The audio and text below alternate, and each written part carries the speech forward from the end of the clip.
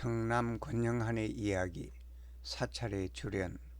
오늘은 수덕사 주련 이야기를 할까 합니다. 수덕사는 충남 예안군 덕산면에 있는 절로 대한불교 조계종 제6교구 본산입니다. 이 유서 깊은 수덕사는 고찰 중의 고찰이며 백제 29대 법왕원년, 그러니까 서기로는 599년에 지명법사가 창건했다고 합니다. 그리고 이 수덕사의 대웅전은 영주 부석사의 무량수전, 안동 봉정사의 극락전과 함께 우리나라에서 가장 오래된 목조 건물로서 값진 문화재의 하나이기도 합니다. 법고각에 있는 이 주련은 흰 바탕에 검은 글씨로 갈겨 쓴 글씨인데 달필이기는 하지만은 처음 내가 이 주련을 보고 읽을 때는 무척 힘이 들었습니다. 그러면 한번 읽어보겠습니다. 삼계유여 급정윤 백천만금 영미진 자신불향 금생도 갱대 하생도 중생. 그러면 한 줄씩 해석을 해보겠습니다. 삼계, 즉 전생과 현세와 레세, 3계가 돌아가는 것이 마치 우물의 두레박처럼 돌고 돌아, 그런 뜻입니다. 두 번째 줄은 백천만급 영미진이라, 백천만급에 즉 영원히 수없이 많은 시간 동안 세월이 지내도 역시 마찬가지로 돌고 돈다, 그런 뜻입니다. 세 번째는 자신불향 금생도, 이 세상에서, 다시 말하면 사람의 몸을 받았는 이 세상에서 제도하지 않으면은, 즉 도를 닦아 성불하지 않으면은, 그런 뜻입니다. 마지막 구는요, 갱대하생도 중생, 다시 어느 생을 기다려서 이 몸을 제도할 것이냐, 그러니까 사람의 몸을 받았는 금생에 도를 닦아 성불하라 하는 그런 뜻입니다. 그러면 내역장을 달아서 해석을 해봅니다. 삼계는 마치 우물의 두루박처럼 돌고 돌아 백천만급의 많은 세월을 지나도 역시 변함이 없네. 이제 이 몸 금생에서 제도하지 못하면은 다시 어느 생을 기다려 제도할 것인가. 한없이 윤회하는 가운데 사람의 몸을 받아서 태어나기란 여간 어려운 일이 아닙니다. 그러므로 이때 사람의 몸을 받았는 바로 이때 제도하기 위해 수행을 열심히 하라는 가르침의 말입니다. 이 글씨는 도대체 글씨인지 그림인지 알 수가 없어 읽는데 무척 고생을 많이 했습니다. 그러나 글씨는 모양의 기교보다가도 누가 썼는가 하는 그 작가의 명성이 중요하니 아마도 대단한 사람이 이 글을 쓴 것은 틀림이 없습니다. 그리고 앞에 종각의 주련을 쓴 사람과 같은 사람이 쓴 것으로 보입니다.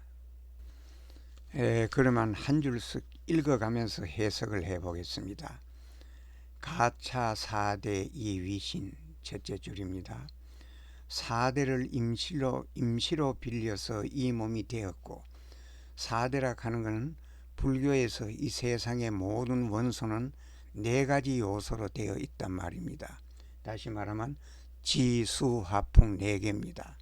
그래서 이 지수화풍 네 개를, 이 네 개인 사대를 임시로 빌려서 이 몸이 생겨났다, 그런 뜻입니다.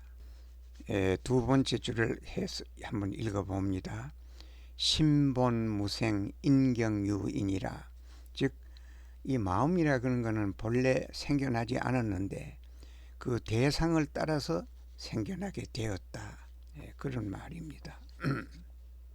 세 번째 구는요, 전경양무 심력무라. 앞에 대상이 없다면 마음 또한 생겨날 수가 없다. 그런 말입니다.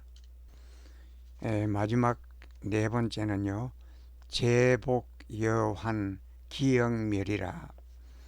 재와 복도 환상과 같아서 생겨났다가 사라지는 것이지 특별히 재락하는 실체가 있고 복이락하는 실체가 있는 것이 아니다.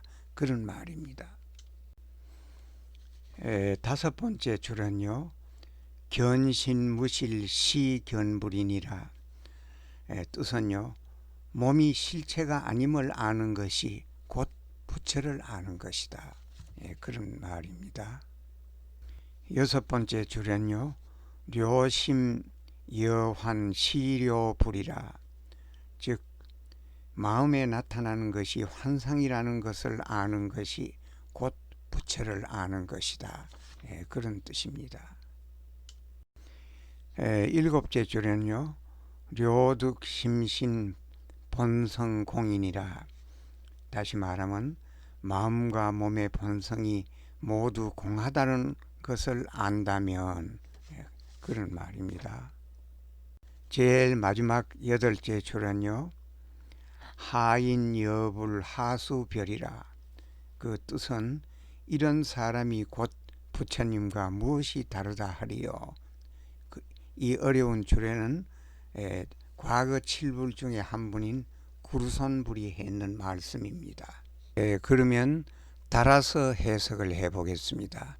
앞에 넉 장부터 하겠습니다. 사대를 임시로 빌려서 이 몸이 되었고 마음은 본래 생겨나지 않았으나 대상을 따라서 있게 되었다네. 앞에 대상이 없다면 마음 또한 없으니 재와 복도 환상과 같아 생겼다가 사라지는 것이라네. 그리고 뒤에 넉 장의 뜻도 따라서 해석합니다. 몸이 실체가 아님을 보는 것이 곧 부처를 아는 것이요. 마음에 나타나는 것이 환상이라는 것을 아는 것이 곧 부처를 다 아는 것이라네. 마음과 몸의 본성이 모두 공하다는 것을 안다면 이런 사람이 곧 부처님과 무엇이 다르다 하리요. 그런 뜻입니다. 다음 이것은 조사전의 주련입니다. 흰 바탕에 검은 글씨로 쓴 이 주련글도 너무 오래된 것 같고 이제는 손을 좀 볼 때가 된 것 같습니다. 그러면 한번 읽어보겠습니다. 청산첩첩 미타구리요 창해망망 정멸궁이라. 물물염려의 무가에 기간성정 학두홍이라. 이 글은 원효대사의 오도성이라고 전해 있습니다. 그러면 해석을 해보겠습니다. 첩첩한 청산은 아미타불이 사는 구리요 망망한 푸른 바다는 부처님의 정멸궁이로다. 사물과 사물이 가고 오매 아무 꺼리낌 없는데 몇 번이나 소나무 정자에 하계머리 붉은 것을 보았던고. 이 개성의 대요는 이 산하대지가 바로 부처님의 도량이요 막막한 바다가 모두 정멸보궁입니다.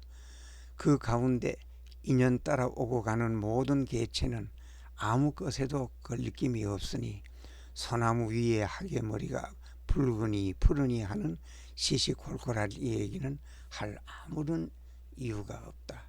그저 편안하게 살면 된다. 그런 말씀입니다. 이 주련 글씨는 종각 뒷면에 있는 글씨입니다. 초서로 갈겨 쓴 이 글씨에도 멋이 저절로 납니다. 읽기는 참 거북합니다. 그러면 한번 읽어보겠습니다. 보하비진료망연 법신청정광무변이라. 청강유수 청강월이요 만리무운 만리천이라. 이 글은 불자 수지독성경 속에 있는 글입니다. 해석을 하겠습니다. 보신과 하신은 마침내 허망한 인연이요 법신은 청정하여 광대무병한 것이니라. 1000개의 강에 물이 있으면 1000개의 강에 달 그림자도 1000개요. 만리 하늘에 구름이 없으니 하늘이 또한 만리 하나로 이어져 있노라. 그런 뜻입니다. 이 주련이 우리한테 가르쳐주는 내용은 보신불과 화신불만의 인연이 부처님과의 인연이 아니다 하는 겁니다. 청정한 법신불은 진실로 이 우주 어디에도 가득하시니 내 마음이 밝으면 부처님은 어디서나 친견할 수 있다. 그런 뜻입니다. 청년당에 있는 주련 사진입니다. 어쩌면 이렇게 불친절하게 썼는지 그 마음을 알 길이 없습니다. 아마도 지금이나 예시나 이 주련을 보고 과연 몇 사람이나 바로 읽을 수 있고 또한 여기에 있는 글자 중 과연 몇 자나 읽을 수 있는지 궁금합니다. 읽는 사람이야 알든 모르든 그저 진리가 여기에 있으니 답답하면 공부하여 알아봐라 하는 마음으로 썼는 것만 같습니다. 8장 중 4장씩 띄서 읽어봅니다. 신종무상 중수생 유여환출 제형상 환인심식 본래무하니 제복개공 무소주이니라. 뒤에 4장 또 읽어봅니다. 기제선본 시환주하니 조제악업 역사환이니라. 심여치말 심여풍 환출묵은 무실성이니라. 이것도 과거 질불 중에 시기불 하는 분이 하신 말씀입니다. 자, 그러면 해석을 해보겠습니다. 우선 앞에 4장을 달아서 해석하면 몸은 본래 모양이 없는 속에서 생명을 얻은 것이니 형상으로 나타나는 모든 것은 환상과 같도다. 환상과 같은 사람이 인식하는 마음 또한 본래 없는 것이니 죄와 복도 모두 공하여 본래 머무는 것이 없다네. 앞에 4장은 그런 뜻입니다. 뒤에 4장의 주련도 해석합니다. 모든 선한 법이라는 것도 본시 환상과 같은 것이고 모든 악업을 만들어낸다는 것도 역시 환상과 같다네. 몸은 거품과 같은 것이고 마음은 바람과 같은 것이니 환상에서 나온 것은 뿌리도 없고 실상도 없는 것이라네. 이 주련글은 과거 7불 개송 중 비사불과 시기불의 글입니다. 그래서 너무 심오하고 그 뜻이 깊습니다. 이거 하나만 해도 우리 마음에 새기면은 화두가 될 것입니다. 이 사진의 주련은 대웅전에 걸려있는 주련 글씨입니다. 너무 아주 멋있게 썼는 글씨입니다. 그러면 한번 읽어보겠습니다. 불신보변 시방중하니 삼세열의 일체동이라 광대원운 항부진하고 왕양각해 묘난궁이라. 이 글은 성문의범 안에 적혀져 있는 글입니다. 그러면 해석을 해보겠습니다.